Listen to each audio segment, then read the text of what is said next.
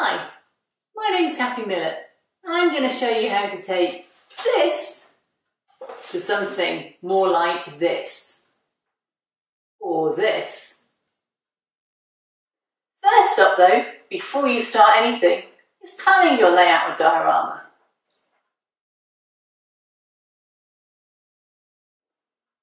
For me, one of the key things to ensure effective modelling of water is to consider how it fits into the scenery from the outset. Water flows through the scenery. It should always be at the lowest point. That raises some key questions which you should ask yourself, ideally before beginning construction. If your base is completely flat, how will water fit into that? Can you change the level to allow weirs or waterfalls, or even just to allow water to be below the level of the rest of the scenery? I try to avoid having flat areas on my layouts, partly because I model New England and partly because I just like to have variety in my scenes, and I think height adds so much to anything. Obviously that doesn't work for some people. If you're modelling a flat desert, you don't have a choice, it has to be flat. But here I've got two blue foam pull-out dioramas, and a lot of my layout has dioramas on it that you can pop out, perhaps put separate buildings on later when I model them and finish them, or just work on them downstairs in the kitchen, which is where I prefer to model. So in this instance, I've put my flat track along here, but I wanted to add a river in, and I wanted it as almost the end of this scenic part of the layout. So what I chose to do, rather than hollow out the blue foam with hot tools or hot wire tools, and I think that would just remove some of the structural integrity, it is only one piece thick. Instead, I chose to add a piece of black foam core beneath the existing foam levels, and because it's the upper level I can do that. And as you can see here, I've got the start of one of my rivers, and it's actually just below everything else in the diorama, which gives me plenty of height to put the scenic sides on. This has only got scatter thrown on at the moment, it's not been started yet, and I can get a little bridge in and a little bit of scenic interest. So that's how I deal with adding height to, or where I don't have height in my layout, I put something underneath and just drop below the level of the rest of the baseboards. This is another area on my layout with a lift out diorama, and it joins on next to the pink foam to the actual solid bit of my layout. And one of the problems with joining two dioramas together is you end up with a gap in the water and it just looks unsightly. So at this point I thought I'll put a weir in. I wanted some movement in the water anyway. I wanted a feeling that it was going somewhere. So I put a nice straight weir on. The froth will cover the gap, hopefully. I may have to put some onto my diorama as well, and think very carefully about how I do that join when I finally finish the water on that second diorama. But in this instance, I think the weir adds a real start of a change in the height of this section, and the river's going to flow down and go through quite a series of waterfalls and weirs as it goes through a mill area. If you can't see anywhere obvious to add water, how about if it is an industrial area? Can you add outlets or small streams? Has it rained, and are there puddles? Is it snowy or frosty? That's a challenge. Are you modelling the sea? Well, that's a whole heap more fun. Even areas of desert may have man-made water features, or even just water towers. I drove past the Salton Sea in California earlier this year, and it's amazing to see such a large body of water in such arid desert environment. And of course, it had train tracks down one side. So where do we start? I'm going to do a series of dioramas in different scales from N to 1 to 35. For me, there are 3 stages to designing a diorama or feature area on your layout.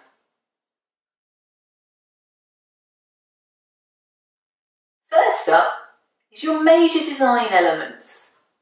Unless water is the main player in your diorama or layout, then it will normally have to fit round track, buildings, roads, etc. Those are normally the reason for building the model in the first place, and it will be the most important thing for you to showcase. I prefer to plan all the elements at once, so I understand how they will interact, what scenery levels I will need. That normally involves paper placeholders, if I haven't built the structures yet. These are my Lampson and Goodnoe paper ones. And yeah, a word of warning though, until you build something, you can never be quite sure what is the best side, how big it really is when you add on loading docks, just how it will really fit. The placeholders allow me to leave some space though.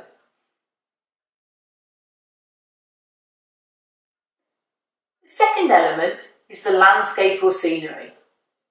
Is it a steep mill valley in New England? Or perhaps a flat desert in California? Or is it even just a muddy ditch in Europe? Each will have their own landscape profile that we need to match to achieve a realistic model. Because I want to drop in water, I'm going to build an upper level and a lower level. And the trapper rows probably be on either of them for variety. Because I model New England normally, my dioramas will be quite green and vegetated. That's just what I have in the kit box. Each of my dioramas will have a puddle or a drop in water like a weir or waterfall, a smooth upper river section and a faster flowing lower level which continues to drop. I'll try and squeeze in a culvert or outflow somewhere as well. All in all, that's a lot to pack in, so it doesn't leave much room for much else. I don't like to just plonk the design elements onto the landscape without thinking how steep the banks will be, and whether it's realistic, whether it needs shoring up with a wall or a rock face, perhaps. The land will continue to rise on either side, eventually, but I can decide how quickly I want to do that. Man may well have levelled some areas and used the spare soil to shore up elsewhere, like cut and fill.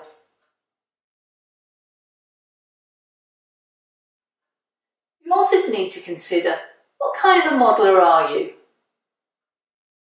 Do you want everything to look like a photo of the real thing, even when blown up to 100 times the size on your computer? Or are you very happy with good enough, like Alan McClellan in the V&O? I'm a mix between the two. If I'm building a diorama, I want it to look like the real thing, especially one this size, which is more detailed. But if I'm working on my much larger layout, I can put up with a lower level of detail, for now. I think that scenery towards the back should be less detailed than scenery towards the front of a layout. If you look at this photo, the trees at the front are distinct, with clearly defined leaves, but further back, the leaves disappear and become much more indistinct. I try to show this a little in my own models. Because I'm doing very small dioramas here, which will be viewed from all sides, I won't be able to do that. I drew up a rough plan for each of the dioramas. The height of a 6-foot water drop is around 1 centimetre or ½ an inch in N scale to sort of 5 centimetres or 2 inches in 1 to 35. It's not very much. If we take a 12-foot drop, then it doubles to 2 centimetres or an inch in N, and 10 centimetres or 4 inches in 1 to 35. I think I'll take something at the higher end, but it might depend, because I'm going to do some weirs and some waterfalls, it'll depend on the effect I'm going to do. The width of the river can be anything at all. I've taken 20 foot wide as a nice size. It's just over 1/3 of the width of each of the dioramas. Everything else is secondary in this diorama, it will fit around, but I've ensured there's enough space to at least fit on my rolling stock.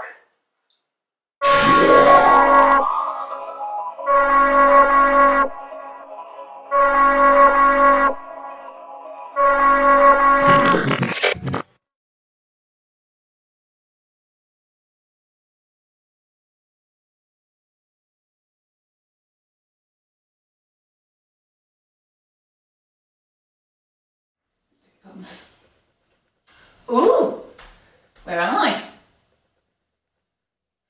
This isn't fair. I'm N scale. Look at the size of it. It's huge. Hello? Excuse me? Hello, Mum? Are you...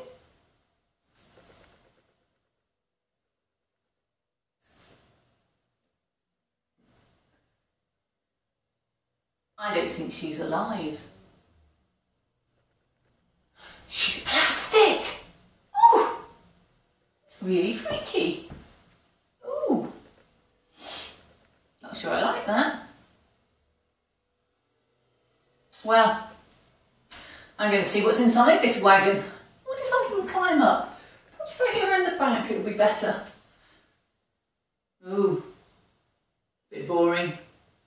Nothing in here. Doesn't look like there's ever been anything in here.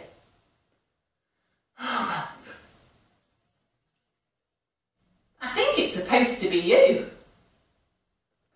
At least it shows how small you are. You would say that.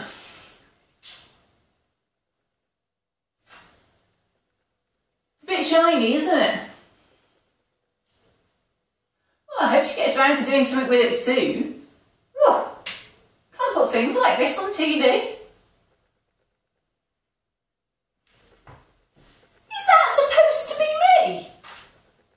I don't look like that. She's blonde.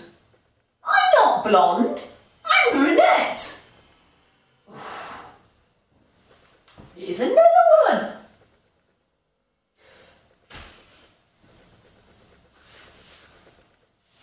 She's plastic too. What are you doing with your skirt? It's so 50s. I suppose the layout is set in the 50s. Oh well. Well, at least you've weathered this boxcar and it's got Katie's.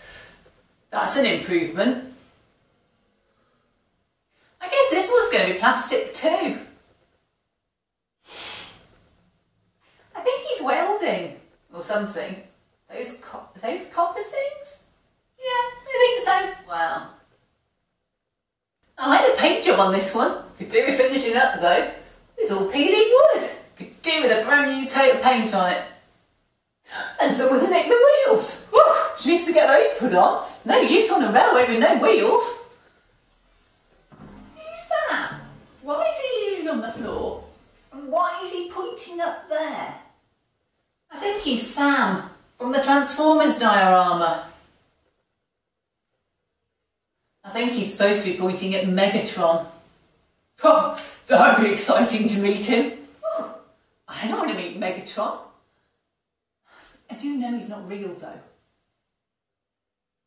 I'm not stupid. Well, I don't know how to drive this thing. He's just got hatches and, you know, he's obviously not doing much down there, is it? He's just kind of helpful. Well, I wouldn't expect him to have any company soon. I think I found the soldiers. They're in the garage. Taped to this bit of cardboard by their feet. Sprayed black. Their heads were off, some of their arms were missing, and they were all covered in dust. I don't think they're going to be along here very soon. I'm so small. Everyone else can get into their boxcars. Look at me. I haven't even come up to the sill. I'm only halfway up the tyres. Oh, this is depressing. Look at the car! It's gorgeous, it's all shiny. I've always wanted to drive a car like this. Look, it's two-tone, it's white on top and green. Oh, isn't it gorgeous? Oh, well, I can fit in the car with you. I'm N scale. I'm half your size, so if you can get in, Hate Joe scale Kathy. If you I can get in as N scale Kathy.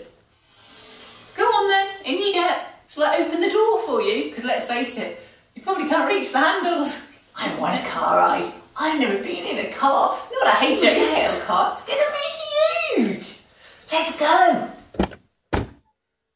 It's not fair. I can't fit in the car. I'm too big. And there's not an N-scale car here. I can't go for a ride.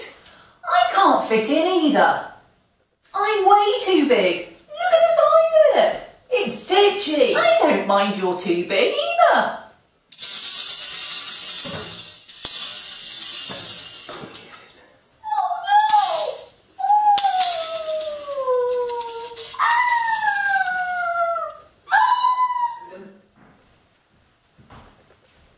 Well, idiots. Do you think we'll ever see them again? I showed them.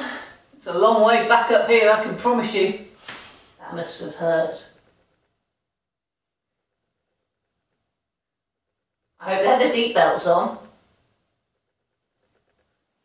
Hey, I hope you enjoyed this week's episode on planning. Next week, we're actually going to start modelling something. If you're interested in finding out more, then click subscribe for regular updates. There'll be links on the video. You can subscribe on my YouTube channel, my website, kathymillett.co.uk, or on Facebook, Kathy Millett Modelling. Hope to see you next week.